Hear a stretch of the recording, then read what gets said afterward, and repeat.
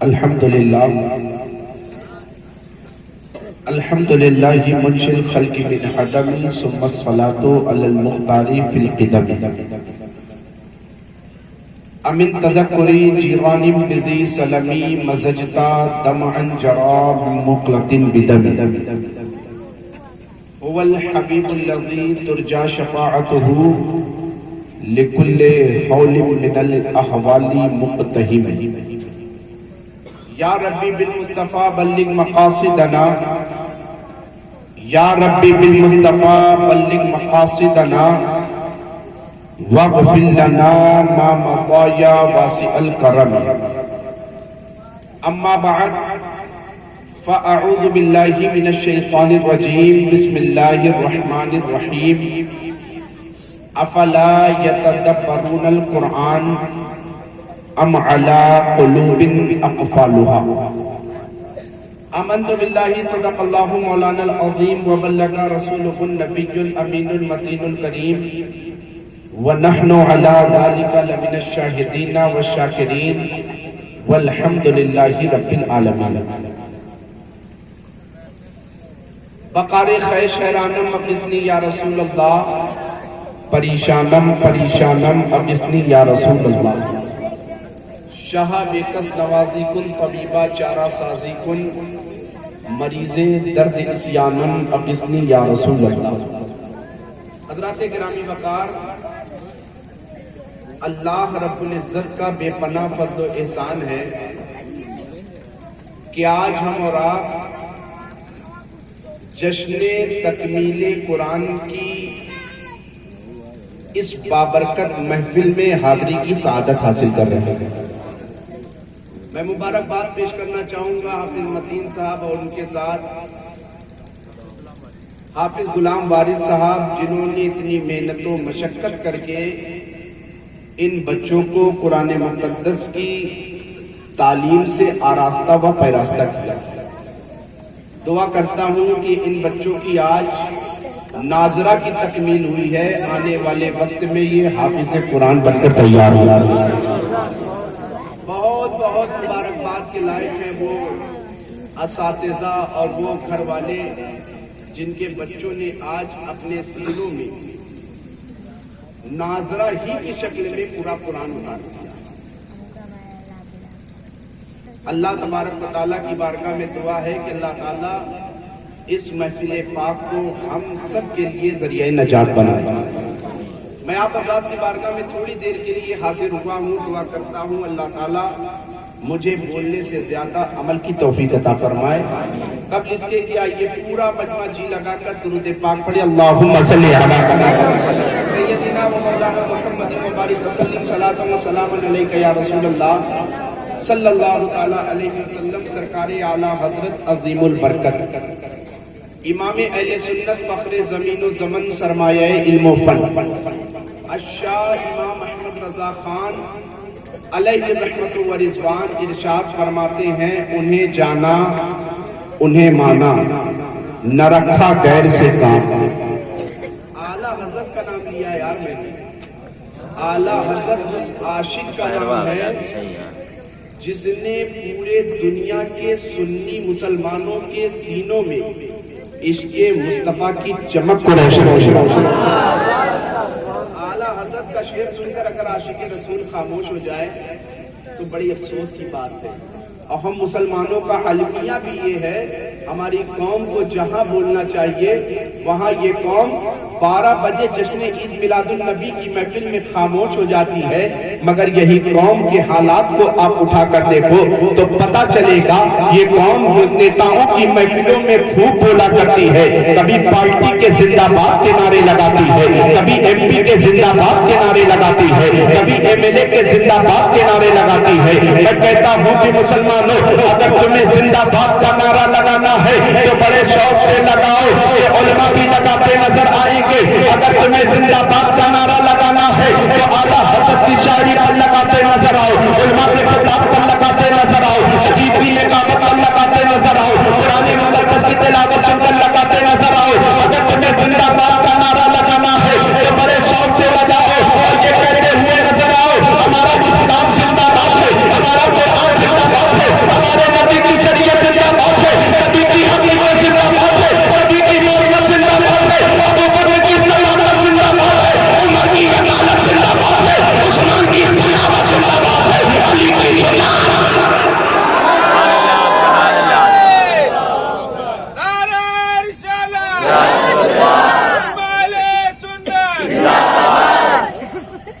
में जिंदाबाद ही का नारा लगाना है तो बड़े शौक से लगाओ।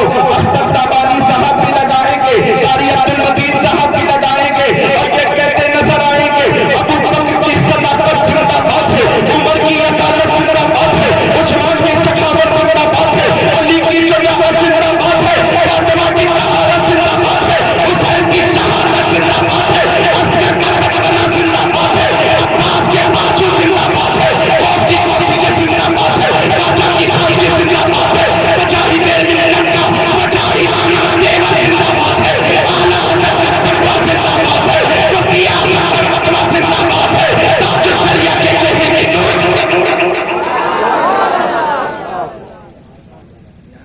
सरकार आला हजरत फरमाते उन्हें जाना उन्हें माना, न रखा गैर से काम, लिल्लाहिल हम्द मैं दुनिया से मुसलमान, लिल्लाहिल हम्द मैं दुनिया से मुसलमान गया।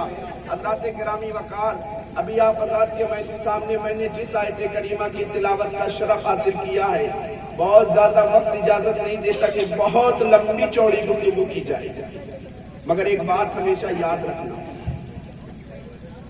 एक बात हमेशा आप याद रखें कि कभी भी किसी महफिल में जाएं, इस बात का भरपूर ख्याल रखा करें कि महफिल को हम पिकनिक के तौर पर महफिल में शिरकत करने नहीं जा रहे, वरना आप सालहा साल महफिलों में शिरकत करते रहे, उन महफिलों से आपको कुछ मिलने वाला नहीं।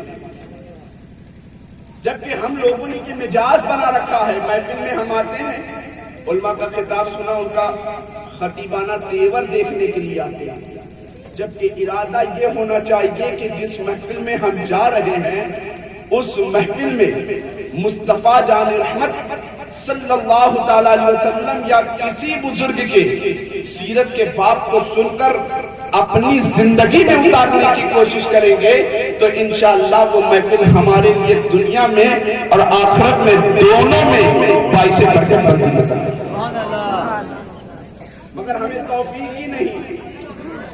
अल्लाह का इरशाद गिरामी, अफला यतदब्बरून कुरान अम अला कुलूबिन अक़फ़ालुहा, जो कौम कुरान का इल्म नहीं हासिल करती, अल्लाह उस कौम के दिलों पर ताले लगा देता है। अल्लाह के मुक़द्दस नबी सल्लल्लाहु अलैहि वसल्लम एक मर्तबा मस्जिद नबवी शरीफ में सहाबा को वाज़ो नसीहत फरमा रहे थे। जैसा कि उलमा स्टेजों पर आते हैं, वाज़ो नसीहत करते हैं, हम सुनते हैं, वो बात अलग है कि सुनकर अनसुना कर देते हैं। हम सुनते हैं, सुनकर उस पर अमल नहीं करते। मगर सहाबा इकराम का ये मामूल था कि सहाबा जिस बात को सुना करते थे और अपनी अमली जिंदगी का मामूल ये था कि मुस्तफा की जबान से बात निकल रही हो, सहाबा इस कोशिश में रहा करते थे कि मुस्तफा की जबान से बात अभी पूरी नहीं हो जाती थी, सहाबा वहां पर फौरन अमल कर दिया। अल्लाह का इरशाद गिरामी, अफला यतदब्बरूनल कुरान अम अला कुलूबिन अक़फ़ालुहा, जो कौम कुरान का इल्म नहीं हासिल करती, अल्लाह उस कौम के दिलों पर ताले लगा दिया करता है।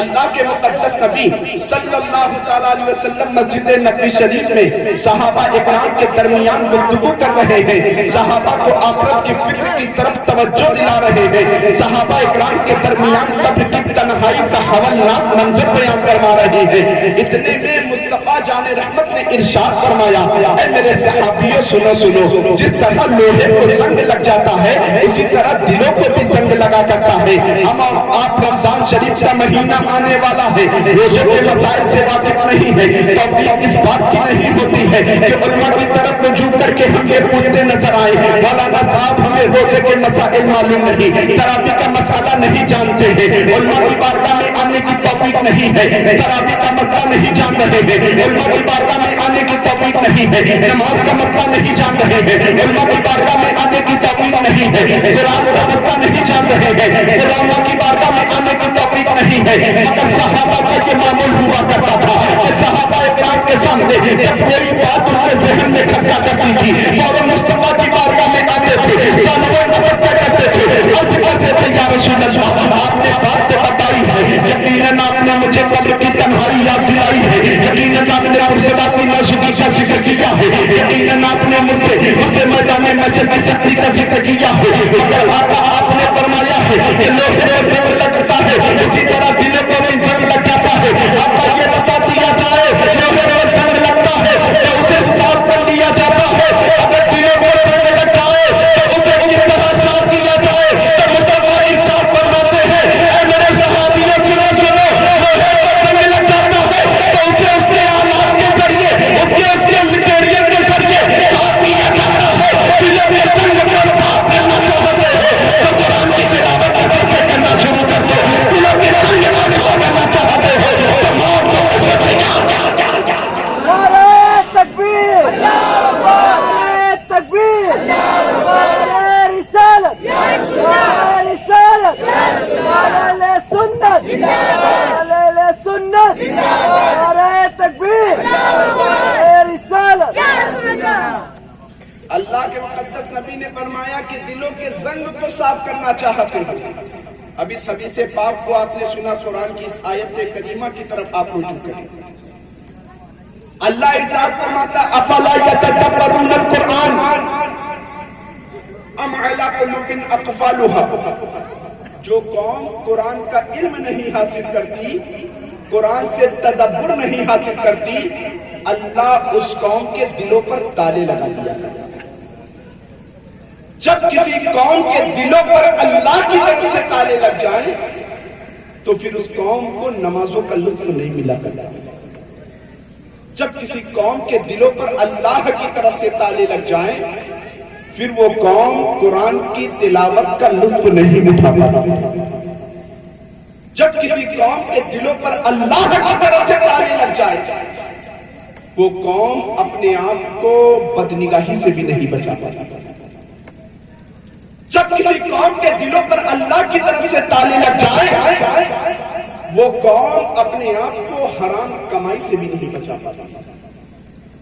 جب کسی قوم کے دلوں پر اللہ کی طرف سے تالے لگ جائیں وہ قوم اپنے آپ کو نیکی کے راستے پر نہیں چلا پاتا۔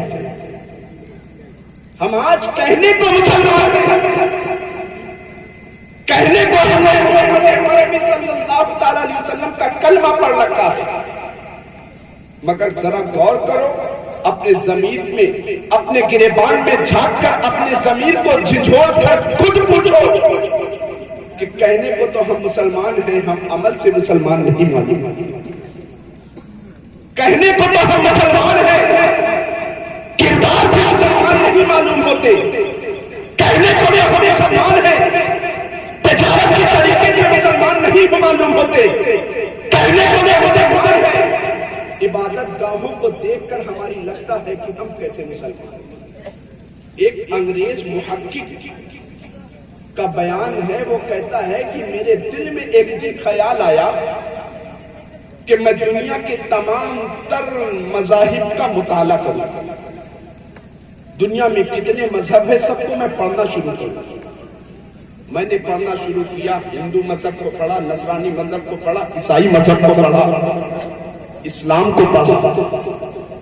پڑھنے کے بعد میں فیصلہ کرنے پر مجبور ہو گیا دنیا میں جتنے بھی مذاہب ہیں، دنیا میں جتنے بھی دھرم ہیں، ان تمام تر مذہبوں میں اگر سب سے اچھا مذہب، سب سے پیارا مذہب، سب سے عمدہ مذہب کوئی ہے تو وہ مذہب اسلام ہے۔ یہ کون کہہ رہے؟ انگریز محقق کہہ رہا ہے۔ دنیا کے تمام تر مذہبوں کا میں نے ادھین کرنا شروع کیا، دنیا کے تمام تر مذہبوں کا میں نے مطالعہ شروع کیا، دنیا کے تمام تر مذہبوں کو میں نے پڑھنا شروع کیا، تو ان تمام تر مذہبوں میں سب سے اچھا اگر کوئی مذہب نظر آیا ہے تو وہ مذہب اسلام نظر آیا ہے۔ اگر دنیا کے تمام تر مذہبوں میں سب سے بہترین مذہب مجھے کوئی نظر آیا ہے تو وہ مذہب اسلام نظر آیا ہے۔ یعنی کہہ کر انگریز مفکر چپ نہیں ہوتا ہے، وہ کہتا ہے اور پھر میں شوق کرتا ہوں کہ دنیا کے تمام تر مذہبوں کو تو میں نے پڑھ لیا، اب دنیا کی تمام تر مذہبی کتابیں تو میں پڑھنا چاہتا ہوں۔ دنیا کی جب میں نے تمام تر مذہبی کتابیں کو پڑھنا شروع کیا، ان میں بہت ساری کتابوں کا میں نے مطالعہ کیا، میں نے تمام تر کتابوں کو پڑھا۔ پڑھنے کے بعد جب مذہب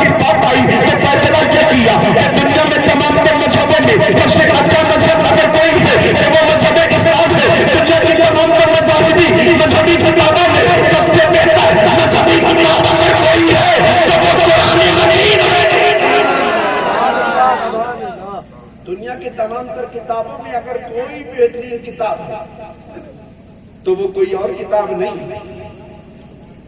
انگریز مفکر تھا، اس نے انجیل، توریت، زبور، گیتا، رامائن کا نام نہ لیا. نام لینے پر وہ آیا ہے تو کہتا ہے میں نے مذہبی کتابوں کا مطالعہ شروع کیا. ان میں سب سے بہترین کتاب اگر مجھے کوئی نظر آئی تو وہ قرآن مجید نظر آئی. یہ ایک انگریز ہو کر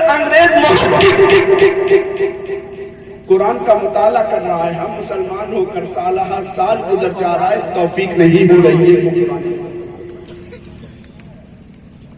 ایک انگریز ہو کر جس نے ابھی محمد عربی کا کلمہ بھی نہیں پڑھا ہے اور وہ اسلام کو پڑھتا نظر آ رہا ہے، مگر ہم مسلمان گھر میں پیدا ہونے کے بعد بھی، زندگی کے اکثر بہتر ایام گزارنے کے بعد بھی ہمیں اس بات کی توفیق نہیں ہو رہی ہے کہ ہم پیغمبر اسلام کی سیرت کو پڑھ لیں، ہم پیغمبر اسلام کے گھرانے کے لوگوں کی سیرت کو پڑھ لیں، ہم کربلا والوں کی سیرت کو پڑھ لیں، ہم غوث اعظم کی سیرت کو پڑھ لیں، ہم غریب نواز کی سیرت کو پڑھ لیں. خدا کے قسم مسلمانوں، وہی کہتا ہے مگر جب میں نے اسلام کو پڑھنا شروع کیا، دنیا کے تمام تر مذاہب کو پڑھنا شروع کیا، مذاہب میں تو مجھے اسلام نظر آیا. کتابوں کو پڑھنا شروع کیا، کتابوں میں تو قرآن نظر آئی. ہماری دنیا کی تمام تر قوموں کا مطالعہ کرنا شروع کیا. مذہب کو کیا تو اسلام، کتابوں کو پڑھنا شروع کیا تو قرآن. دنیا کی تمام تر قوموں کا میں نے مطالعہ شروع کیا، ادھین شروع کیا، تو ان میں سے سب سے زیادہ مردہ قوم اگر مجھے کوئی نظر آئی تو وہ قوم مسلم ہے. دنیا کی سب سے زیادہ مردہ قوم اگر کوئی نظر آئی تو وہ قوم مسلم ہے. بات آپ نے سنا کہ انگریز محقق نے بات یہ کہی کہ دنیا کے تمام تر مذاہب میں سب سے بہتر مذہب اسلام، دنیا کے تمام تر ریلیجین میں سب سے بہتر ریلیجن اسلام، دنیا کے تمام تر دھرموں میں سب سے بہتر دھرم اسلام. آپ خوش ہو گئے، مگر جب انگریز مفکر نے کتابوں کی بات شروع کی تو کہا قرآن. آپ خوش ہو گئے، مگر اس نے یہ بات جو کہی کہ دنیا کے تمام تر قوموں کا جب میں نے ادھین شروع کیا، دنیا کے تمام تر قوموں کا جب میں نے مطالعہ شروع کیا تو ان مطالعہ کرنے کے بعد میں فیصلہ کرنے پر مجبور ہو گیا کہ دنیا کی سب سے مردہ قوم اگر کوئی ہے، دنیا کی سب سے کاہل قوم اگر کوئی ہے، دنیا کی سب سے زیادہ مردہ قوم اگر کوئی ہے تو وہ قوم مسلم ہے. کیونکہ انگریز مفکر سے پوچھا گیا کتابوں میں تو تم نے قرآن کہا، مذہبوں میں تو تم نے اسلام کہا، مگر قوموں کے حالات کو دیکھنا شروع کیا کہ تم قوم مسلم کو سب سے مردہ قوم کیوں کہہ رہا ہے. تو وہ انگریز مفکر کہتا ہے ایک طرف میں مسلمانوں کے حالات کو دیکھتا ہوں، دوسری طرف پیغمبر اسلام کی ذات کو دیکھتا ہوں. ایک طرف مسلمانوں کے حالات کو دیکھتا ہوں، دوسری طرف مسلمانوں کے پیغمبر کی ذات کو دیکھتا ہوں. ذات اگر دیکھتا ہوں تو پتہ یہ چلتا ہے کہ پیغمبر کی ذات کو وہ ہے اپنے اوپر دیا ڈالنے والی ایک بڑی بات اور ناز کرتے نظر آ رہے ہیں. تو میں مسلم کے حالات کو دیکھتا ہوں تو پتہ چلتا ہے اخلاقی پرورتگی کا ایسا شکار ہے کہ چھوٹی سی بات پر بھائی کو مار دیتا ہے. وہ انگریز مفکر کہتا ہے کہ ایک طرف پیغمبر اسلام کی ذات کو دیکھتا ہے، دوسری طرف مسلمانوں کے حالات کو دیکھتا ہے، تو پتہ چلتا ہے کہ پیغمبر تو وہ ہے جن کے اخلاق کریمانہ کا حال یہ کہ راہوں میں کانٹے بچھانے والوں کے لیے دعائیں کرے،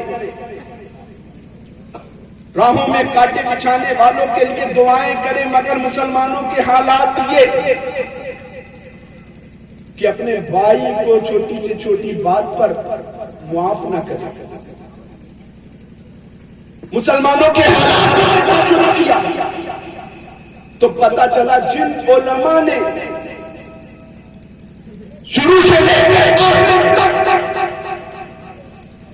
ان کے گھریلو معاملات میں یا باہری معاملات میں یا برادری کے معاملات میں ان کی رہنمائی کی اس قوم مسلم کا حال یہ کہ اپنے علماء کی عزت کرنے کو تیار ہے. اس قوم مسلم کے حالات یہ کہ جس پیغمبر کی تعلیم یہ رہی ہو کہ جھوٹ اپنی زبان سے نہ بولو، اس قوم مسلم کا حال یہ ہے کہ اس قوم مسلم کو میں نے گہرائی سے ادھین کرنا شروع کیا تو پتہ یہ چلا وہ قوم مسلم بات بات پر جھوٹ بولتی نظر آ رہی ہے۔ اے مسلمانوں، آج تکمیل قرآن کی اس نشست میں آنے والوں، سنو اس بات کو یاد رکھو، تمہارے پاس دنیا کی بہت ساری دولت ہوگی، دولت کے نشے پر تم سوار ہو کر، دولت کے نشے کی سواری پر تم سوار ہو کر اگر اس بات کی طرف تمہاری توجہ جاتی ہے کہ ہم کامیاب ہو گئے تو خدا کی قسم اس غلط فہمی میں مت رہو، قرآن کو چھوڑ کر تم کبھی کامیاب نہیں ہو سکتے، پیغمبر اسلام کے ذات سے دور ہو کر تم کبھی کامیاب نہیں ہو سکتے، اسلام کے بتائے ہوئے راستے کو چھوڑ کر تم کبھی کامیاب نہیں ہو سکتے۔ خدا کی قسم آپ اسلاف کی زندگی کا مطالعہ کرو، آج ان بچوں نے تکمیل قرآن کی اس نشست میں بیٹھے ہوئے ہیں، میں بہت مبارکباد پیش کرنا چاہتا ہوں ان کے والدین کو، جن کے والدین نے اتنا وقت دے کر اپنے بچوں کو اللہ کے سپرد کیا، ان علماء کو میں بہت مبارکباد پیش کرتا ہوں جنہوں نے نہ اپنے گھر کی فکر کی نہ اپنے خاندان کی فکر کی، انہیں فکر یہی رہی تو ہر وقت یہی ستاتی رہی ہماری قوم کا بچہ حافظ قرآن بن جائے، ہماری قوم کا بچہ دین کا علم سیکھنے والا بن جائے، ہماری قوم کا بچہ نمازوں کا پابند بن جائے، ہماری قوم کا بچہ قرآن کی تلاوت کا عادی بن جائے، ہماری قوم کا بچہ جھوٹ سے بچنے والا بن جائے، جنہیں فکر نہیں تو اس بات کی ستاتی رہی ہماری قوم کی بیٹیاں پردے کا لحاظ کرنے والی بن جائے، ہمارے قوم کے بچے قرآن کا علم حاصل کرنے والے بن جائے۔ مسلمانوں یاد رکھو، اس قوم اس امر محمد کی بات کو اپنے ذہن میں اتارو اور اس بات کی طرف توجہ دلانے کی کوشش کرو۔ آج ہمارا حال کیا ہے؟ ہم اپنے آپ کو کہتے تو مسلمان ہیں مگر حالات یہ ہے کہ ہم نمازوں سے دور ہیں، ہم اپنے آپ کو کہتے تو مسلمان ہیں اور سچا پکا مسلمان بھی کہا کرتے ہیں، مگر حالات یہ ہے کہ ہماری زندگی کے اکثر و بیشتر ایام گزرتے چلے جا رہے ہیں مگر ہمیں قرآن پڑھنا نہیں آتا ہے، ہماری زندگی کے اکثر و بیشتر ایام گزرتے نظر آ رہے ہیں مگر ہمیں صحیح ڈھنگ سے وضو کرنا نہیں آ رہا ہے، ہماری زندگی کے اکثر و بیشتر ایام گزرتے چلے جا رہے ہیں مگر ہمیں قرآن کا علم حاصل کرنے کی توفیق نہیں ہو رہی ہے، ہماری زندگی کے اکثر و بیشتر دن گزرتے چلے جا رہے ہیں مگر حالات یہ ہیں کہ ہم حرام حلال میں تمیز کرنا نہیں جان سکے، ہماری زندگی کے اکثر و بیشتر ایام گزرتے نظر آ رہے ہیں مگر حالات یہ ہے کہ ہم نے اپنی نگاہوں کو پاکیزہ نہ رکھا، حالات یہ ہے کہ ہم نے اپنے کردار کو گندا کر لیا ہے، حالات یہ ہے کہ ہم نے اپنی زبانوں کو گندی کر لیا ہے۔ میرے دوستو، اللہ کا ارشاد گرامی افلا یتدبرون القرآن، جو قوم قرآن کا علم نہیں حاصل کرتی ہے اللہ اس قوم کے دلوں پر تالے لگا دیا کرتا ہے۔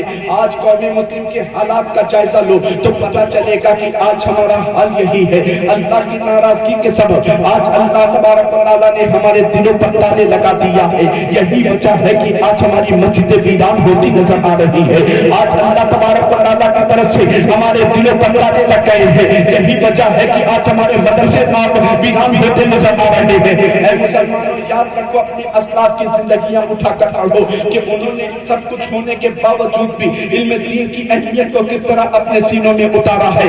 آپ جن بزرگوں کی زندگی سے آپ جن بزرگوں کی زندگی کا مطالعہ کرو گے تو پتہ چلے گا کہ انہوں نے قرآن کی تعلیم کو کتنا درپیش رکھا ہے، قرآن کی تعلیم کو کتنی فوقیت دی ہے۔ آپ غوث اعظم کا ذکر کیا کرتے ہو، کون غوث اعظم؟ جو ولیوں کے سردار ہیں۔ کون غوث اعظم؟ جن کی ولادت سے پہلے جن کی ولایت کا ڈنکا دنیا میں بج رہا ہے، وہی غوث اعظم کی آپ زندگی کا ایک باب اٹھا کر دیکھو، پاؤں کی ٹھوکر سے مردے بھی زندہ ہو رہے ہیں۔ 4 سال کی عمر شریف میں 2 مرتبہ اپنے گھر کے پڑوسی کو سلام کا جواب بھی دیتے نظر آ رہے ہیں، بچپنے کے عالم میں قبر سے مردوں کو زندہ بھی کرتے نظر آ رہے ہیں، مگر دن کے ایام جب جوانی کی تحلیل پر آپ نے قدم رکھا، اپنی والدہ سے کہا امی جان مجھے علم دین حاصل کرنے کے لیے بغداد کی سب سے بڑی یونیورسٹی مدرسہ نظامیہ میں علم حاصل کرنا ہے، غوث اعظم کی والدہ نے فرمایا عبد القادر بیٹا تجھے معلوم نہیں کہ تیرے باپ کا انتقال ہو گیا ہے؟ اے میرے بیٹے عبد القادر تجھے معلوم نہیں کہ تجھ سے میں اپنے آپ کو جدا نہیں رکھ سکتی ہوں؟ اے عبد القادر تجھے معلوم نہیں ہے تیرے باپ کی جدائی کا صدمے کا غم جو ہے میرے دل سے ابھی ہلکا نہیں ہونے پایا ہے، مگر ضد پر اڑے ہیں امی جان ہمیں علم دین حاصل کرنے کے لیے جانا ہے، اسلامی تعلیمات کو اپنے سینے میں اتارو۔ غوث اعظم کی سیرت کا یہ باب اپنی زندگی میں اتارنے کی کوشش کرو۔ اپنی امی جان سے فرماتے ہیں کہ امی جان ہمیں علم دین حاصل کرنے کے لیے بغداد شریف جانا ہے، امی نے اجازت دے دیا ہے۔ غوث اعظم گھر سے گزر رہے ہیں، ماں کے آنکھ میں بھی آنسو ہے، غوث اعظم کی آنکھ میں بھی آنسو ہے۔ امی نے جاتے جاتے کہا عبد القادر اپنی والدہ کی ایک وصیت زندگی کے ہر مرحلے پر یاد رکھنا۔ غوث اعظم کی والدہ نے کہا ہے عبد القادر جا تو رہا ہے، مجھے یہ بھی معلوم ہے کہ اب میری تیری زندگی میں کوئی ملاقات نہیں ہو پائے گی۔ اے میرے بیٹے عبد القادر اب تو اپنی والدہ سے قیامت کے دن ملے گا، تو اپنی والدہ سے بھی قیامت کے دن ملے گا، اپنے والد سے بھی قیامت کے دن ملے گا۔ غوث اعظم فرماتے ہیں ہم نے سب کچھ برداشت کرنے کو تیار ہو، مگر نانا کی شریعت کا علم حاصل کرنا ہے۔ غوث اعظم کی والدہ نے فرمایا ہے اے عبد القادر جا رہا ہے تو چلا جا، مگر ایک بات زندگی پر ہمیشہ یاد رکھنا، زندگی کے ہر مرحلے پر یاد رکھنا۔ غوث اعظم فرماتے ہیں امی جان کیا بات، کون سی بات کرنا چاہتی ہو؟ تو غوث اعظم کی والدہ نے کہا تھا عبد القادر زندگی میں کیسا بھی مرحلہ آ جائے تیری زبان پر جھوٹ نہیں آنا چاہیے۔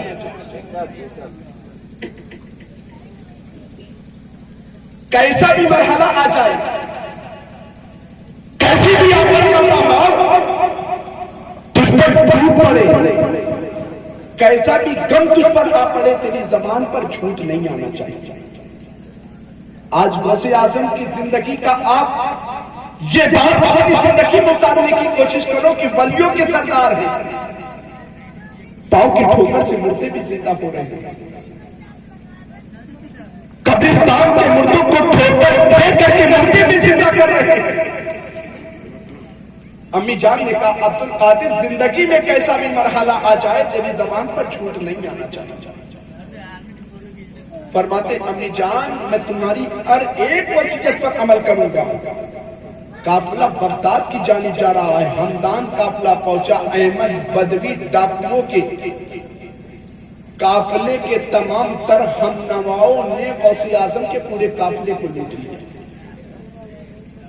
لوٹنے کے بعد ایک ایک ڈاکو غوث اعظم کی بارگاہ میں آئے، کہنے لگے عبد القادر تیرے پاس بھی کوئی چیز ہے؟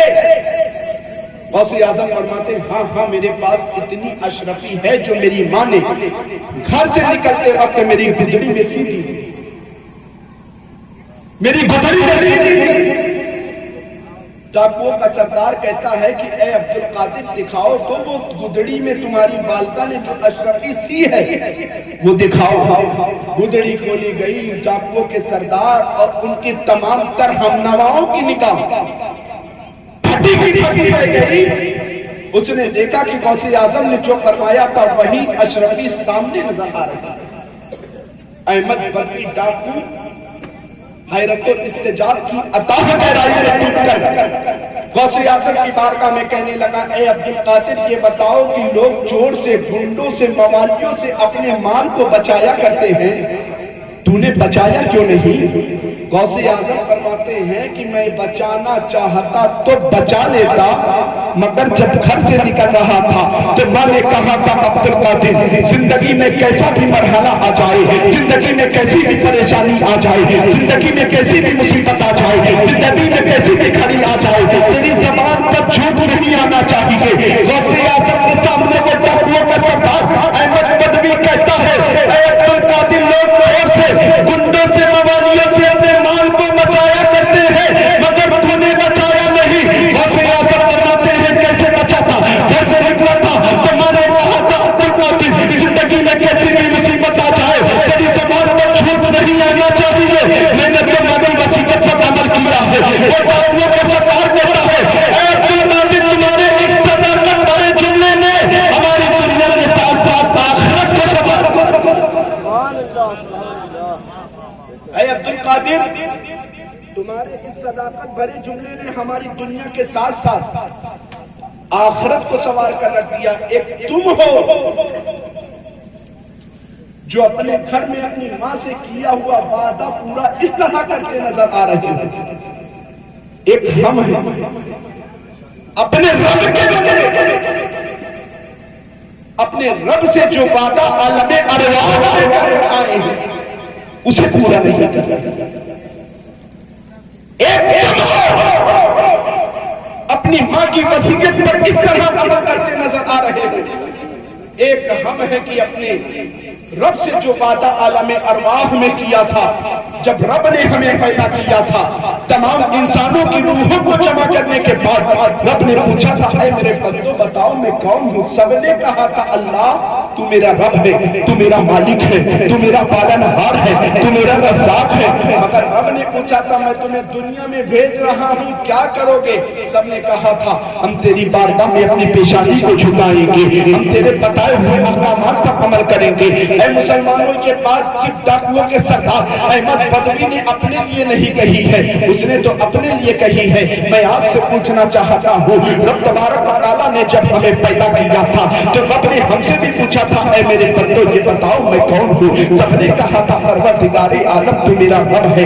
رب نے پوچھا تھا اے میرے بندو یہ بتاؤ میں تمہیں دنیا میں بھیج رہا ہوں، دنیا میں بھیج رہا ہوں تو دنیا میں جانے کے بعد کیا کرو گے؟ سب نے کہا تھا اللہ تیری بندگی میں اپنی زمین کو جھکائیں گے، اللہ اپنی پیشانی کو تیری بارگاہ میں جھکائیں گے، اللہ تیرے کلام کی تلاوت کیا کریں گے، اللہ تیرے احکامات پر عمل کیا کریں گے، اللہ تیرا خوف دلوں میں سجائے رہیں گے. اے مسلمانوں میں تم سے پوچھنا چاہتا ہوں رب سے تو تم نے بھی وعدہ کیا ہے مگر دنیا میں آنے کے بعد تم کیا کر رہے ہو؟ کہا تو یہ تھا اللہ تیری بارگاہ میں اپنی پیشانی کو جھکائیں گے، مگر پیشانی جھکانے کے بجائے ہم خرافات کے اڈے کو آباد کرتے نظر آ رہے ہیں. رب کی بارگاہ میں وعدہ تو یہ کیا تھا تیرے احکامات پر عمل کرتے نظر آئیں گے، مگر اس کے احکامات پر ہم کہاں عمل کر رہے ہیں؟ یہ وہ احمد بدوی ہی کی بات نہیں. ہر مسلمان بیٹھ کر اس جشن تکمیل قرآن کانفرنس میں بیٹھ کر اپنے ضمیر سے پوچھے کہ رب سے ہم نے وعدہ کیا کیا تھا اور دنیا میں آنے کے بعد کر کیا رہے ہیں.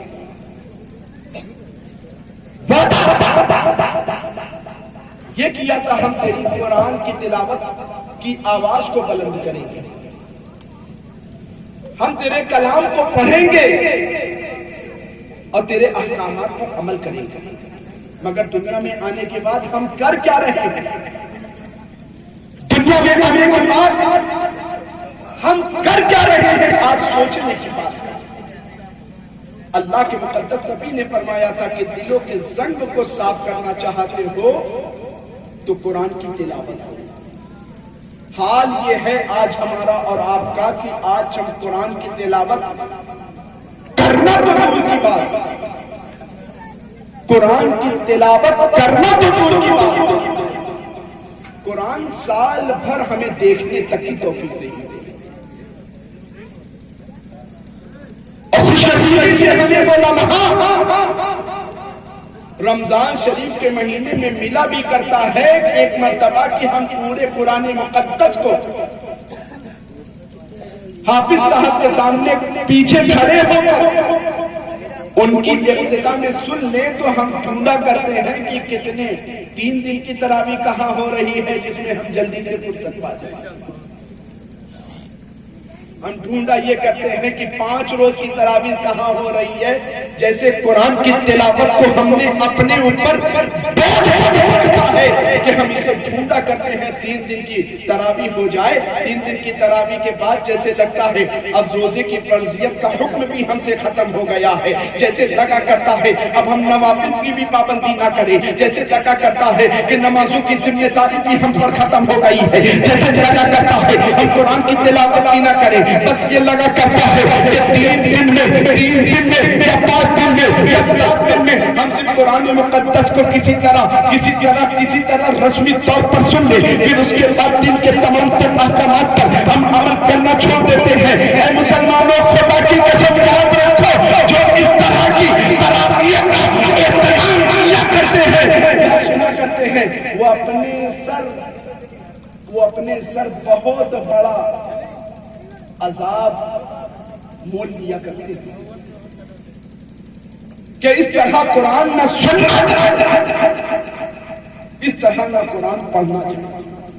پڑھنے والے پڑھتے ہیں تو وہ اس کے ذمہ دار ہیں، اگر سننے والے سنا کرتے ہیں تو وہ اس کے ذمہ دار ہیں۔ جس میں نہ تجوید کا پتہ ہو، جس میں نہ الفاظ کی رعایت ہوتی ہو، صرف جس طرح پڑھا اٹھا کر پڑھ دیا، ایسا قرآن سننا اور سنانا دونوں منع، ایسا پڑھنا پڑھانا دونوں منع۔ خدا را رمضان شریف کا بابرکت مہینہ آ کر تمہارے درمیان آ رہا ہے، جس کی ہر گھڑی رحمت بھری ہے، اس بابرکت مہینے کا احترام کرو، روزہ پابندی سے رکھو۔ صرف اس بات کا انتظار نہ کرو کہ 3 دن کی تراویح ہماری مکمل ہو جائے، ہم بازاروں کا جائزہ لینا شروع کرتے معاذ اللہ۔ نوجوانوں کی ایک اکثریت ہوا کرتی ہے کہ 3 دن کی تراویح سے ہم فرصت پا جائیں، 5 دن کی تراویح سے ہم فرصت پا جائیں، 7 دن کی تراویح سے ہم فرصت پا جائیں، پانے کے بعد کہیں چوکوں کا چکر لگایا کرتے ہیں، کہیں مارکیٹوں کا چکر لگایا کرتے ہیں۔ معاذ اللہ، نوجوانوں کی تو یہ عادت بن چکی ہے، ہمارے معاشرے کے نوجوانوں کی تو یہ عادت بن چکی ہے کہ رمضان کے بابرکت مہینے میں جہاں رب تبارک و تعالیٰ نے جب تبارک و تعالیٰ کی طرف سے جہنم کے سارے دروازے بند ہو جاتے ہیں، جنت کے سارے دروازے کھل جاتے ہیں، اس بابرکت مہینے میں بھی نوجوان گناہ کرنے کا اتنا عادی ہو چکا ہوتا ہے، اس کے ذہن میں یہی فکر ہوتی ہے کہ چلو مارکیٹوں کا جائزہ لیا جائے، بدنگاہی کے مناظر کو دیکھ اپنی نگاہوں کے سامنے دیکھا جائے، دوسروں کی ماں بہنوں کی عزت کو اپنی نگاہوں سے دیکھ کر تار کیا جائے۔ اے مسلمانوں، رمضان کا بابرکت مہینہ ہر خوش نصیب کو ملا کرتا ہے، جس میں اللہ کے مقدس نبی صلی اللہ تعالیٰ علیہ وسلم نے ارشاد فرمایا کہ جب رمضان شریف کی بابرکت گھڑی آتی ہے تو اللہ تبارک و تعالیٰ روزانہ افطار کے وقت 7 لاکھ گناہگاروں کو جہنم سے آزاد فرمایا کرتا ہے۔ یہ 3 دن کا جو مہینہ تمہیں ملا کرتا ہے اپنی نجات کا مہینہ ہے، یہ 30 دن کا جو مہینہ ملا کرتا ہے اپنی بخشش کا مہینہ ہوا کرتا ہے۔ تم اس مہینے میں رب کی بارگاہ میں اپنے ندامت کے آنسو بہانے کے بجائے، اس مہینے میں تم قرآن تلاوت کی پابندی کرنے کے بجائے، اس مہینے میں تم نمازوں کی پابندی کرنے کے بجائے، اس مہینے میں تم نمازوں کی کثرت کرنے کے بجائے گناہوں کا کتنا پلان بنا بیٹھتے ہو، بجائے اس کے تمہیں یہ خیال ہونا چاہیے کہ اللہ تبارک و تعالیٰ نے اپنے فضل و کرم سے یہ بابرکت مہینہ اگر ہمیں عطا کیا ہے تو ہم رب کی بارگاہ میں اپنے گناہوں میں معصوم ہو کر رات کی تاریکی میں آدھی رات کو مصلی بچھا کر اپنے رب کی بارگاہ میں سجدہ شکر ادا کریں گے اور اپنے رب کی بارگاہ میں اپنے ان تمام تر گناہوں سے معافی مانگیں گے جو گناہ ہم نے کبھی کھل کر کیے، جو چھپ کر کیے، جو عوام کے سامنے کیے، جو دوستوں کے سامنے کیے۔ اس مہینے میں ہم بجائے اس کے کہ اپنے رب کی بارگاہ میں آنسو بہانے کے بجائے، نمازوں کی پابندی کرنے کے بجائے، قرآن کی تلاوت کرنے کی بجائے، اپنے آپ کو جھوٹ سے بچانے کے بجائے، معاذ اللہ اتنی ہٹ دھرمی کے ساتھ بات نوجوانوں بات مسلمانوں کو دیکھا گیا ہے کہ بابرکت مہینے میں روزہ رکھنے کے بجائے کھلے عام بازاروں میں کھایا گیا۔ ہماری غیرت اتنی مر چکی ہے کہ ہم رمضان کے مہینے کا احترام نہیں کر پاتے۔ اللہ کے مقدس نبی صلی اللہ تعالیٰ علیہ وسلم ایک مرتبہ مسجد نبوی شریف کی ممبر شریف کی پہلی سیڑھی پر قدم رکھتے ہیں، فرماتے آمین، دوسری پر قدم رکھا آمین، تیسری پر قدم رکھا آمین۔ صحابہ نے دیکھا خلاف معمول کا، یا رسول اللہ آج تک ممبر پر آپ نے قدم رکھا تو خاموشی کے ساتھ چل گئے، آج ہر سیڑھی پر آمین آمین کہنے کی وجہ۔ اللہ کے مقدس نبی نے ارشاد فرمایا جب میں پہلی سیڑھی پر قدم رکھ رہا تھا جبریل حاضر خدمت ہوئے اور جبریل کہنے لگے وہ شخص ہلاک ہو جائے جسے رمضان کا مہینہ ملے اور رمضان کے رحمت برکت عظمت رفعت بلندی والے مہینے اپنے رب کو منا کر کے اپنی بخشش نہ کروا سکے وہ شخص ہلاک ہو جائے۔ دعا کون کر رہا ہے؟ جبریل، اور کہہ کون رہا ہے؟ آمین۔ सिदरतुल मुंतहा के मक्की जिब्रील हाजिर खिदमत होते हैं और कहते हैं या रसूल अल्लाह वो शख्स हलाक हो जाए। जिब्रील कोई भी काम अपनी मर्जी से नहीं किया करता। जिब्रील जो भी काम जो भी मुस्तफा की वारगा में लाया करते हैं वो खुदा की मर्जी से लाया करते हैं। जिब्रील कहते हैं या रसूल अल्लाह वो शख्स हलाक हो जाए जिसके सामने रमजान का बाबरकत महीना, यार जिसमें रोजादार को अल्लाह तबारक व तआला रोजादार से इतनी मोहब्बत, हमारे और आपके मुंह की जो बदबू होती है भाई भाई को ना पसंद हो, बीवी के मुंह की बदबू हो, शौहर को ना पसंद हो, मगर रब तबारक व तआला अपने बंदों से कैसी मोहब्बत किया करता है। इफ्तार के वक्त जब रोजादार के मुंह से जो बू आया करती है, अल्लाह तबारक व तआला को अपने बंदों को वो बू मुझको अंबर से ज्यादा पसंद हो जाता है। ऐसा बाबरकत महीना उसे भी हम गफलत में गुजारते।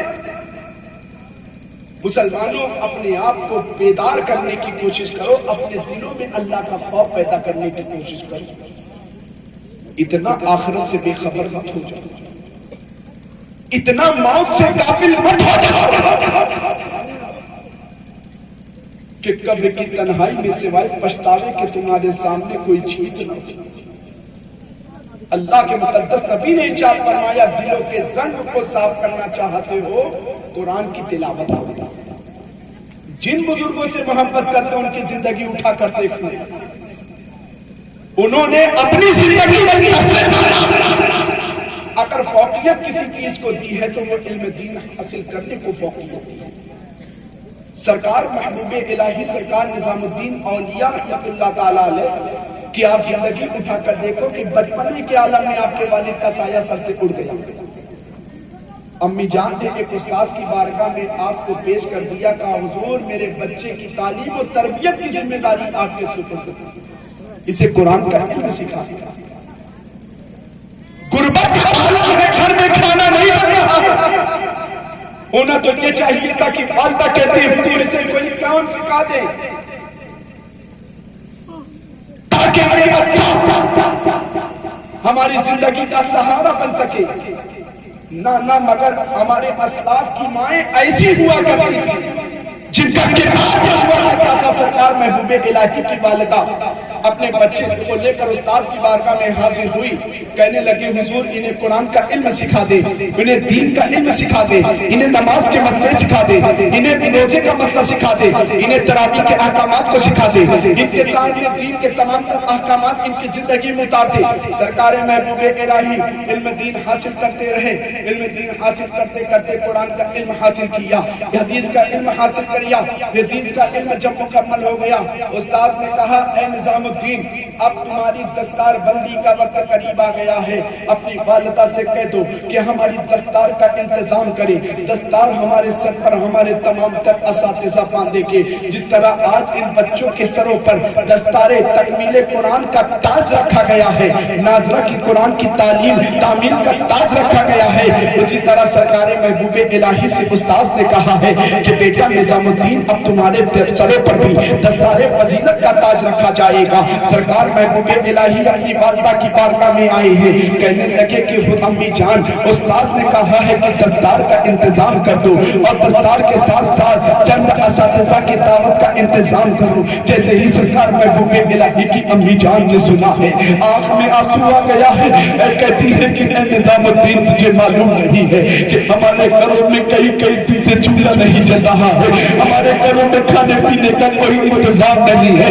मैं तेरे इतने सारे असातिज़ा के खाने का इंतजाम कैसे करूंगी। सरकार महबूबे इलाही ने सुना है, ये बात सुनकर अपने उस्ताद की बारगाह में पहुंचे हैं और कहने लगे हुजूर मेरी वालिदा ने कहा है कि हमारे पास न दस्तार बनाने का इंतजाम है, न खाना खिलाने पिलाने का इंतजाम है। सरकार महबूबे इलाही के उस्ताद ने कहा था बेटा निजामुद्दीन जाओ अपनी वालिदा से कह दो दस्तार का इंतजाम खुद कर दे, तुम्हारे उस्ताद तुम्हारे लिए तुम्हारे तमाम तक असातिज़ा کے لیے کھانے کا انتظام کر دیں گے۔ سرکار محبوب الہی اپنی والدہ کی بارگاہ میں آئے، کہیں امی جان کھانے پینے کا انتظام تو اساتذہ نے اپنے پاس سے کر دیا ہے، مگر دستار کا انتظام آپ خود کر دو۔ خدا کی قسم سرکار محبوب الہی کی والدہ ماجدہ نے کہا تھا، اے نظام الدین ٹھیک ہے روزانہ میں اپنے ہاتھ سے تمہاری دستار تیار کروں گی۔ مہینہ گزرا، سرکار محبوب الہی کی دستار تیار کی گئی ہے، ماں کے آنکھ میں آنسو ہے، اپنے بچے کو کتنی غربت کے ساتھ پالا تھا، اپنے بچے کو دنیاوی تعلیم کی طرف آراستہ و پیراستہ نہ کیا تھا، نبی کی شریعت کا علم سکھایا تھا، نبی کی شریعت کا علم سکھایا تھا، قرآن کی تعلیم سے آراستہ و پیراستہ کیا تھا، نماز کے احکامات کی طرف استاد کو متوجہ کروایا تھا۔ سرکار محبوب الہی کے والدہ نے دیکھا ہے، آنکھ میں آنسو ہے، سرکار محبوب الہی کی دستار بندی کا وقت قریب آتا ہے۔ ایک اللہ کے مقدس ولی اس محفل میں بیٹھے ہوئے تھے اور بیٹھے بیٹھے دیکھ رہے تھے سارے مناظر کو، دیکھتے دیکھتے پکار اٹھے، اے لوگوں یہ بچہ تو آج تمہاری نگاہ میں نظام الدین ہے، نظام الدین میری نگاہ دیکھ رہی ہے، یہی نظام الدین جس نے اپنی اساتذہ کی صحبت میں رہ کر قرآن کا علم حاصل کیا ہے، حدیث کا علم حاصل کیا ہے، منطق کا علم حاصل کیا ہے، فلسفہ کا علم حاصل کیا ہے۔ آنے والے وقت میں یہ نظام الدین سے نظام الدین نہیں رہے گا، دہلی کا سلطان ہوتا نظر آئے گا۔ دنیا سے آنے والے وقت میں محبوب سبحان اللہ سبحان اللہ۔ دنیا آنے والے وقت میں انہیں محبوب الہی کے نام سے جانے گی۔ میرے دوستوں یاد رکھو، علم دین حاصل کرو، اپنے بچے کو علم دین حاصل کرواؤ۔ مصطفیٰ جان رحمت سے بڑی محبت کیا کرتے ہو، کربلا والوں سے بڑی محبت ہے، ان کی زندگی کا جائزہ لو تو پتہ چلے گا ان کی زندگیاں اگر گزر رہی ہے تو صرف فکر امت میں گزر رہی ہے۔ امام حسین کا بھی ذکر ہو رہا تھا، آپ بہت مچل رہے تھے، فاطمہ الزہرا کا ذکر ہو رہا تھا، آپ بہت مچل رہے تھے۔ کون فاطمہ؟ امام حسن کی والدہ۔ کون فاطمہ؟ امام حسین کی والدہ۔ امام حسن رضی اللہ تعالیٰ عنہ بیان فرماتے ہیں کہ میری والدہ حضرت فاطمہ رات کی تاریکی میں میں نے دیکھا ہے، ہمیشہ دیکھا کہ پورا مدینہ جب سو جایا کرتا تھا تو میری والدہ رات کی تاریکی میں مصلی اٹھایا کرتی تھی، مصلی اٹھا کر رب کی بارگاہ میں سجدہ ریز ہو جایا کرتی تھی، سجدہ ریز ہونے کے بعد قرآن کی تلاوت کیا کرتی تھی، قرآن کی تلاوت کرنے کے بعد اپنے بابا جان پر درود کا نذرانہ پیش کیا کرتی تھی۔ مگر امام حسن بیان فرماتے ہیں کہ میں نے پوری زندگی اپنی والدہ کو دیکھا، رات کی تاریکی میں جب بھو کا عالم ہوا کرتا تھا، پورا مدینہ سو جایا کرتا تھا، ہر طرف سناٹا ہی سناٹا ہوا کرتا تھا، تو رات کی تاریکی میں میں فاطمہ کو مصلی پر دیکھا کرتا تھا۔ اور آگے بیان فرماتے ہیں کہ رات کی تاریکی میں میں نے جب فاطمہ کو دیکھا ہے، نمازوں سے فارغ ہونے کے بعد، قرآن کی تلاوت سے فارغ ہونے کے بعد، تہجد کی نماز ادا کرنے کے بعد میں نے فاطمہ کو دیکھا، ہاتھ اٹھا کر دعا کیا کرتی تھی، ہاتھ اٹھا کر دعا کیا کیا کرتی تھی۔ امام حسن بیان فرماتے ہیں کہ جب میں نے فاطمہ کو رات کی تاریکی میں ہاتھ اٹھا کر مصلی پر دعا کرتے دیکھا ہے تو کبھی یہ دعا کرتے نہیں دیکھا کہ فاطمہ نے اپنے بچوں کے حق میں کوئی دعا کی ہو، فاطمہ نے اپنے شوہر کے حق میں کوئی دعا کی ہو، فاطمہ نے اپنے بابا کے حق میں کوئی دعا کی ہو، فاطمہ نے اپنے حق میں کوئی دعا کی ہو، فاطمہ نے اپنے رشتہ داروں کے حق میں کوئی دعا کی ہو، فاطمہ نے اپنے عزیز کے حق میں کوئی دعا کی ہو، فاطمہ نے اپنے اقارب کے حق میں کوئی دعا کی ہو۔ تو میں نے امام حسن کی چوکھٹ کو پکڑ کر پوچھ لیا، اے میرے آقا امام حسن آپ ہماری رہنمائی فرمائے کہ جب فاطمہ نے اپنے بچوں کے حق میں توبہ نہیں کیا ہے، فاطمہ نے اپنے شوہر کے حق میں توبہ نہیں کیا ہے،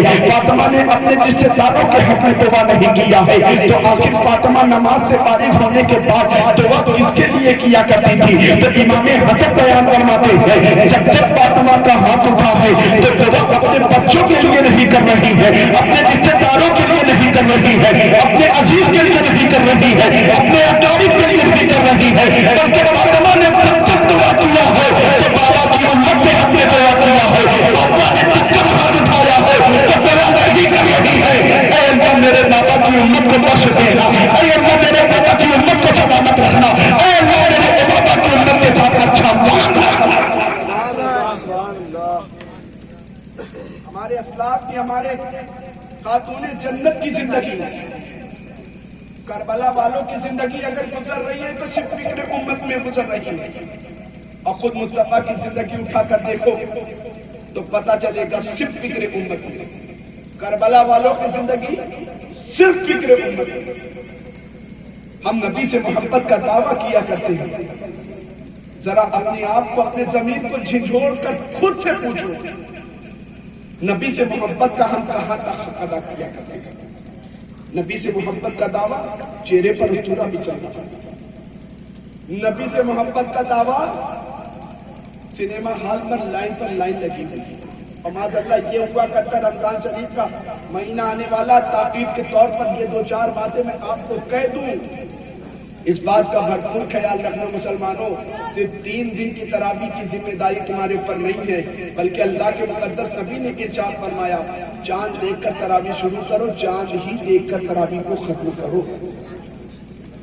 یہاں تو مسلمانوں کا المیہ نوجوانوں کا خاص کر کے یہ ہوا کرتا ہے 3 دن 5 دن 7 دن کی تراویح ختم ہوئی، اب چوک بازاروں کا چکر لگایا جائے. دوسروں کی ماں بہنوں کو گندی نگاہوں سے دیکھا جا رہا ہے. اور حالات یہ ہوا کرتے ہیں، مسلمانوں کا حال یہ ہر علاقوں میں دیکھا گیا ہے کہ 10 رمضان گزرا نہیں، 15 رمضان گزرا نہیں کہ مسلمان سنیما گھروں کا ٹکٹ پہلے سے بک کر لیا. آپ ادھر دیکھیں، آپ ادھر دیکھیں، آپ کی توجہ ادھر ہونی چاہیے. شیطان ہر اعتبار سے برگلانے کی کوشش کرے گا. ٹھیک ہے، آپ ادھر دیکھیں. 15 رمضان گزرا نہیں، 10 رمضان گزرا نہیں کہ مسلمان نوجوانوں کی طرف سے ٹکٹ سنیما ہال کے بک کیے جاتے ہیں. رمضان بھر کی گئی عبادت کو مسلمان چند لمحوں میں ملتمس کر دیتا ہے. ان تمام چیزوں کا خیال رکھے، روزوں کی پابندی کریں، اپنے رب کی بارگاہ میں سجدہ شکر ادا کریں کہ اللہ تو نے ہمیں وہ رحمت، برکت، عظمت، عزت، رفعت، شان و شوکت والا مہینہ مجھے عطا کیا ہے. اللہ جس طرح تو نے مجھے یہ مہینہ عطا کیا اسی طرح میری مغفرت بھی فرما. میں بہت مبارکباد پیش کروں گا عاقل متین صاحب اور غلام وارث صاحب سے کہ جنہوں نے الحمدللہ آپ کے علاقے کے 15 بچے اور بچیوں کو قرآن کی تعلیم سے آراستہ و پیراستہ کیا. ان علماء کی عزت کرو، خدا کی قسم ان کی عزت کا ثمرہ، ان علماء کی قدر کا ثمرہ تمہیں قیامت کے دن ملے گا. جب ان علماء کی عزت کا ثمرہ تمہیں پھل ملتا نظر آئے گا تو تم یہی کہتے ہوئے نظر آؤ گے اور یہی رشک کرتے ہوئے نظر آؤ گے کہ کاش ہم نے زندگی کا اکثر و بیشتر لمحہ میں نے علماء کی خدمت میں کیوں نہیں دیا. اللہ کے مقدس نبی نے ایک موقع پر فرمایا تھا کہ عالم بنو، نہیں بن سکتے، عالم سے محبت کرنے والے بنے، ان کی صحبت میں بیٹھنے والے بنے. مصطفیٰ نے آخر میں فرمایا تھا اب چاہتے نہ بننا ورنہ ہلاک ہو جاؤ گے. یہاں تو لوگوں کا حال یہ ہے، آج کل لوگ اپنی ذاتی علماء نے کچھ کام کرنا شروع کیا، ان کے پیچھے فٹنس بازی شروع کر دیتے. یہ عالم کا اتنا اچھا کام کر رہا، ہمارے علاقے کے بچوں کو کہ روشن مستقبل کو روشن کرنے کی کوشش کر رہا. حد تو یہ ہے کہ اگر اپنے مزاج کے خلاف کوئی بات عالم نے کر دی تو اس کے پیچھے پڑ جاتے ہیں کہ کسی طرح اس کو اپنے گاؤں سے نکالا جائے. شرم نہیں آتی تمہیں کہ یہ تمہارے بچوں کے مستقبل کو سنوارنے کا کام کر رہا ہے، یہ تمہارے بچوں کے مستقبل کو بنانے کا کام کر رہا ہے، یہ تمہارے علاقے میں برکت کو نازل کرنے کا کام کر رہا ہے. تم اس کے پیچھے فٹنس بازی کرتے ہوئے نظر آ رہے ہیں. مسلمانوں اپنے حالات کو بدلو، اللہ کا شکر ادا کرو یار کہ 3 سال پہلے اللہ تبارک و تعالیٰ نے کورونا جیسا مہلک مرض دنیا میں بھیجا تھا اور تمہیں تمہاری اس چیز سے حفاظت فرما لی. شکر ادا کرو، اللہ کی بارگاہ میں اپنی پیشانی جھکانے والے بن جاؤ. اپنے بچوں کو خاص کر اور ساتھ ہی ساتھ بچیوں کی بھی سخت نگرانی کرو. حالات بہت بدتر ہوتے چلے جا رہے، بد سے بد ہوتے چلے جا رہے. بچیوں پر بھی سخت نگرانی کرو. کالج بھیجو، یقیناً کالج بھیجو، اسکول بھیجو، یونیورسٹی بھیجو، مگر ان کے حالات پر، ان کے اٹھنے بیٹھنے، ان کے چلنے پھرنے، ان کے آنے جانے پر سخت نگرانی کرو. چند سالوں میں اسی ہندوستان کی سرزمین پر ایک سروے کے مطابق، ایک ریکارڈ کے مطابق 5 لاکھ سے زیادہ مسلم بچیاں اسلام چھوڑ کر مرتد ہوتی نظر آ رہی. اسی 2 مہینے نہیں 1 مہینے کی ابھی حال کی نیوز ہے کہ بریلی کی سرزمین پر 64 مسلم بچیوں نے مذہب اسلام کو چھوڑ کر مرتد ہو گئی. फातिमा का किरदार अपनी बच्चियों की जिंदगी में उतारने की कोशिश करो। बच्चियों का हर शौक पूरा करो मगर उनके हाथ से खुदा ना मोबाइल को छीन लो। बच्चों का हर शौक पूरा करो मगर खुदा ना उनकी तन्हाई पर गौर करो कि तन्हाई में करते क्या। उनके चलने फिरने आने जाने पर हर शौक पूरा करो। लाख का शौक पूरा करवाने की कोशिश कर रही है तुम, 2 लाख का अल्लाह ने दिया तो शौक पूरा करो, मगर उन्हें फातिमा का किरदार सिखाओ, उन्हें राबिया बसरिया का किरदार सिखाओ। हारून रशीद एक बहुत बड़े बादशाह हैं, वक्त के 2 मिनट में गुफ्तगू खत्म कर दूंगा, बात जिम्मन आ गई तो कर दूंगा। उनकी एक एहलिया थी जुबैदा खातून। एक दिन उन्होंने ऐलान किया मुझे 300 सर्वेंट नौकरानी बांदियों की जरूरत है और जितनी बांदियां मुझे चाहिए सबके सब हाफिज़े कुरान। बोलो सुभान अल्लाह। अल्लाह ने 4 बच्चे दिए तो एक को हाफिज़े कुरान बनाओ, अल्लाह ने 4 बच्चियां दिया है तो एक को आलिमे दीन बनाओ, ताकि घर का माहौल बना रहे।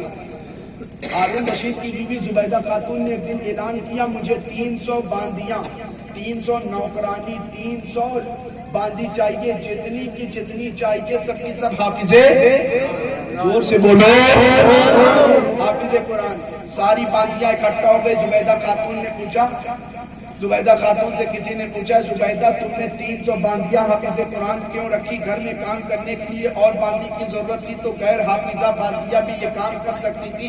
मगर जुबैदा खातून कहती है मैंने 300 बांदियों को सिर्फ घर के काम के लिए नहीं, घर की साफ सफाई के लिए नहीं, घर के चूल्हा बर्तन के लिए नहीं, घर के कपड़े धुलने के लिए नहीं रखा है, बल्कि मैंने इसलिए रखा है कि ये बांदियां मेरे घर में रहेंगी, हाफिज़े कुरान अगर होंगी। मैं चाहती हूँ कि मैं नमाज ज़ुहर के बाद कुरान की तिलावत करती हूँ, नमाज असर के बाद कुरान की तिलावत करती हूँ, नमाज फजर के बाद कुरान की तिलावत करती हूँ, नमाज इशा के बाद कुरान की तिलावत करती हूँ। जहाँ इन 300 बांदियों का घर में जो भी काम होगा ये काम करने के बाद इनकी जिम्मेदारी ये होगी कि 20 मिनट ये मेरे घर में कुरान की तिलावत करेंगे, 25 मिनट ये मेरे घर में कुरान की तिलावत करेंगे, 15 मिनट ये मेरे घर में कुरान की तिलावत करेंगे। जुबैदा से पूछा गया जुबैदा ऐसी क्या उनसी बात है कि तू कुरान की तिलावत करके रख रही है?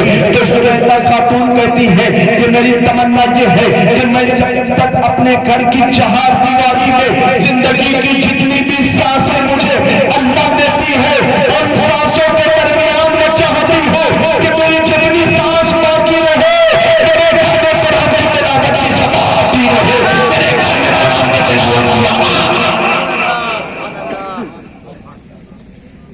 जुबैदा खातून का इंतकाल हुआ। किसी खातून ने, किसी सहेली ने ख्वाब में देखा जुबैदा को जन्नत के महल में टहलते हुए। बोलो यार बोलो। जुबैदा को जन्नत के महल में टहलते हुए। पूछा जुबैदा क्या हुआ? अल्लाह ताला ने तेरे साथ 300 बांदियों का क्या सिला दिया? कहा वो बात बाद में होगी। कहा मुझे मेरे घर के लोग लिटा कर कब्र की तन्हाई में, कब्र की तारीकी में गए, अभी मुनकर नकीर मेरी कब्र में नहीं आए थे, मेरे रब की सदा मेरे कान में पहले आ गया। ऐ जुबैदा वो सदा क्या थी? कहा मेरे रब ने पूछा ऐ जुबैदा एक दिन तू खाना खा रही थी, लुकमे को तूने उठाया, पेट में रखने के बजाय, गले में उतारने के बजाय, हल्के के नीचे उतारने के बजाय तूने वो लुकमा प्लेट में बर्तन में दोबारा क्यों रख दिया था? तो जुबैदा खातून कहती है परवरदिगारे आलम जिस वक्त मैं ये लुकमा उठाकर अपने हल्के के नीचे उतारने जा रही थी मेरे महल्ले की मस्जिद से अल्लाहु अकबर की सदा आ रही थी, अल्लाहु अकबर की सदा आ रही थी। तो मेरी गैरत ने गवारा न किया कि जहां मेरे रब का नाम लिया जा रहा हो उस वक्त मेरे पेट के नीचे लुकमा उतर जाए, मेरे हल्के के नीचे लुकमा उतर जाए। परवरदिगारे आलम मैंने उस लुकमे को तेरे नाम के एहतराम की खातिर उठा करके दोबारा बर्तन में रख दिया था। तो रब ने इरशाद फरमाया ऐ जुबैदा जिस वक्त तूने मेरे नाम का एहतराम किया था उस वक्त मैंने जन्नत को तेरी तकदीर तूने सिर्फ मेरे नाम का एहतराम किया। आज तो खुदा की कसम नाम खुदा का एहतराम तो दूर की बात, आज अजान हो रही होती है घर में टीवी चल रही होती है और बहुत ज्यादा हमारी माँ बहनों को एहतराम या बुजुर्गों को एहतराम होता है। अरे टीवी चल रही है, अजान हो रही है, बहुत हो जाए तो म्यूट कर दो। माज़अल्लाह ये हालात हमने बना रखे हैं। اللہ کے مقدس نبی نے ارشاد فرمایا کہ میری امت پر جب یہ وقت آ جائے جب قرآن کو صرف طاقوں کی زینت بنا کر رکھ دیا جائے، سمجھ لینا پریشانی میرا مقدر بننے والی ہے۔ میرے دوستوں، بہت مبارکباد کے لائق ان بچوں کے لیے میں دعا کرتا ہوں کہ اللہ تبارک و تعالیٰ آج ان بچوں نے حافظ متین صاحب، حافظ غلام والد صاحب کی سرپرستی میں ان کی محنت اور مشقت کی بنیاد پر آج قرآن مقدس کا ناظرہ مکمل کیا ہے۔ آنے والے وقت میں اللہ تعالیٰ انہیں قوم کا حافظ بنائے اور انہیں قوم کی خوب خدمت کرنے کی توفیق عطا فرمائے۔ جاتے جاتے ایک اعلان کر دوں، ان علماء کی قدر کرو، ان علماء کے شانے سے شانہ ملا کر چلو، ان علماء کی بارگاہ میں اپنے بچوں کو تعلیم حاصل کرنے کے لیے بھیجو، ان علماء کی بارگاہ میں ثانوی ادب خود طے کرو، اپنے بچوں کو طے کرواؤ۔ اللہ کی بارگاہ میں دعا ہے کہ اللہ تبارک و تعالیٰ اس محفل پاک کو ہم سب کے لیے ذریعہ نجات بنائے۔ استغفر اللہ ربی من کل ذنب واتوب الیہ، لا الہ الا اللہ محمد رسول اللہ۔ السلام علیکم۔